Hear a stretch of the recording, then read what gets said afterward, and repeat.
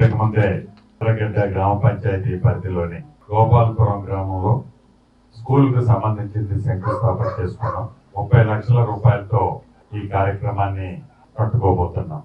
ప్రధానంగా ఇందాక గౌరవ కలెక్టర్ గారు చెప్పినట్లు బాధ్యతాయుతంగా ఈ స్కూల్ టీచర్ గారు ఎవరైతే ఉన్నారో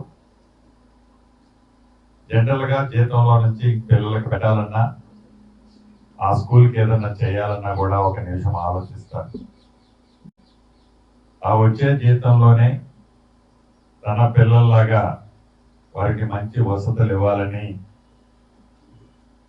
ఒక మంచి ఆలోచనతో ఆ రోజు అది విలువ 30,000 రూపాయలన్నా కూడా చాలా పెద్ద అమౌంట్.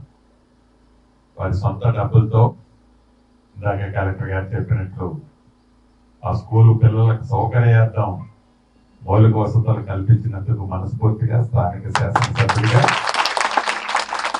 ఆ సోదరిమణిని అభినందిస్తున్నాం. చాలా సంతోషం. మీ దీవెనలతో వచ్చిన ఈ ప్రజాప్రభుత్వం గడిచిన ఈ 2.5 సంవత్సరాల్లో గౌరవ ముఖ్యమంత్రి రేవంత్ రెడ్డి గారి నాయకత్వంలో విద్యకి వైద్యానికి పెద్దపీట వేసినమన్న సంగతి మీకు తెలియదు కాదు. విద్యలో ఏదో రొటీన్ గా నా కొడుకు ఇంజనీరింగ్ చేశాడనో, డాక్టర్ చదివారనో, ఇంజనీరింగ్ లా చదివారనో, చార్టర్డ్ అకౌంట్ అయ్యారనో అన్నదానితో పాటుగా టెక్నికల్ విద్యకి ఈ ప్రభుత్వం పెద్దపీట వేసి ఒక స్కిల్ డెవలప్మెంట్ యూనివర్సిటీని ఏర్పాటు చేసి ఆ స్కిల్ డెవలప్మెంట్ యూనివర్సిటీ ద్వారా ఎవరైతే చదువుకునే నిరుద్యోగ పిల్లలు ఉన్నారో, యువత ఉందో, వారి కాళ్ళ మీద వారు నిలబడటమే కాకుండా ఇంకా ఒక 10 మందికి ఉద్యోగం కల్పించే విధంగా వారికి నాటి ప్రభుత్వం ట్రైనింగ్ ఇవ్వటం జరుగుతుంది. దాంట్లో భాగమే అంతకుముందు ఐటీసీలన్నీ ఎప్పుడో పురాతనమైన ఐటీఐలు ఐటీసీల నుండే ఈ ఐటీఐలన్నింటినీ కూడా ఐటీసీల కింద ఇప్పుడు లేటెస్ట్ అప్డేట్ టెక్నాలజీతో ప్రస్తుత సాంకేతిక పరిజ్ఞానంతో రాష్ట్ర వ్యాప్తంగా ప్రతి నియోజకవర్గంలో ఒక్కొక్క ఏటీసీని ఏర్పాటు చేస్తూ ఈ ఏటీసీ ద్వారా ఎవరైతే నిరుద్యోగ నా తమ్ముళ్ళు కొడుకులు ఉన్నారో వారిని వారి కాళ్ళ మీద వారు నిలబడే విధంగా కాకుండా వారు ఒక 10 మందికి ఉద్యోగాలు ఇచ్చే విధంగా ఈనాడు ఈ ప్రభుత్వం దూరదృష్టితో ఆ కార్యక్రమాన్ని చేపట్టింది. ఇది ఇప్పటికే రాష్ట్ర వ్యాప్తంగా అనేక ప్రాంతాలు అనేక నియోజకవర్గాల్లో కార్యరూపం దాల్చి ఫలితాలు కూడా ఒక్కొక్కటి ఈనాడు వస్తున్నాయి.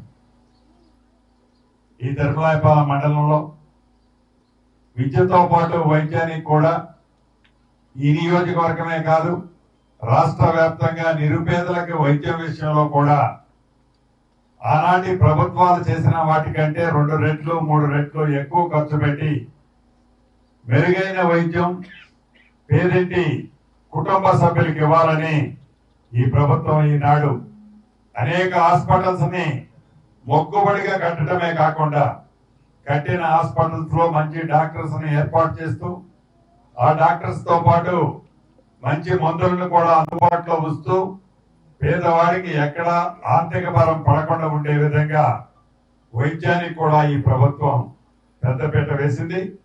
ఇక రైతుల విషయానికి ప్రభుత్వం కని విని ఎరగని రీతుల్లో రైతుల పక్షపాతి ప్రభుత్వంగా కూడా ముందుకెళ్ళింది. ఆడబిడ్డలకి 0 వడ్డీకి గడిచిన 2.5 సంవత్సరాల్లో 63,000 కోట్ల రూపాయలు 0 వడ్డీకి రుణాన్ని ఇప్పించిన ప్రభుత్వం, మీరు ఆశీర్వదించిన ప్రభుత్వం. సన్న బియ్యం ఎట్లా ఇచ్చాం, రేషన్ కార్డులు ఇచ్చాం, ఇందిరమ్మ ఇళ్లు 2వ విడత కూడా ఇచ్చాం, 3వ విడత ఇస్తాం, 4వ విడత ఇస్తాం. అదే రకంగా ఈ నెల 31వ తారీఖు వరకు అర్హులైన వాళ్ళని పెన్షన్లు కూడా అప్లై చేసుకోమన్నాం. వచ్చే నెల నుంచి అర్హులైన వారికి కూడా ఈ ప్రభుత్వ పక్షాన పెన్షన్లు ఇవ్వబోతున్నాం. అన్ని సంక్షేమ కార్యక్రమాలు, అన్ని అభివృద్ధి కార్యక్రమాలు అవసరాన్ని బట్టి పేదవాడికి ఏది అవసరం ఉందో ఆ కార్యక్రమాలన్నింటినీ ఈ ప్రభుత్వం ఇప్పటికే వడివడిగా మీ గుమ్మం ముందుకు చేరుస్తుందని చెప్పడానికి సంతోషిస్తూ మా ఆడబిడ్డలందరికీ కూడా రాఖీ శుభాకాంక్షలు తెలుపుతూ సెలవు తీసుకుంటాం.